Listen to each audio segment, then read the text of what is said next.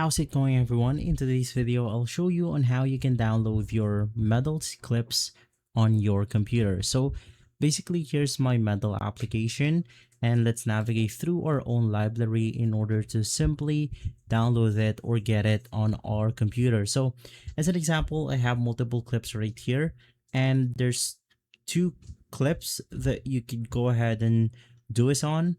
Now, if the clip is already on the device itself, it will be inserted on device right here. But if you want to go ahead and get a clip that's basically on the actual account, you want to find a clip on which you have something like this one. In my case, it's going to be unlisted. This is one of the videos I've posted on my medal account. So you just want to simply click on it. In here, we then have the download button. It's that simple.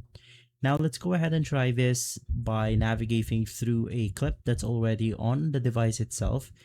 Now it won't have that download button because once again, it's already on your device. And so guys, if this video has been helpful, leave a like, subscribe, and follow us for more videos like this. Thanks for watching.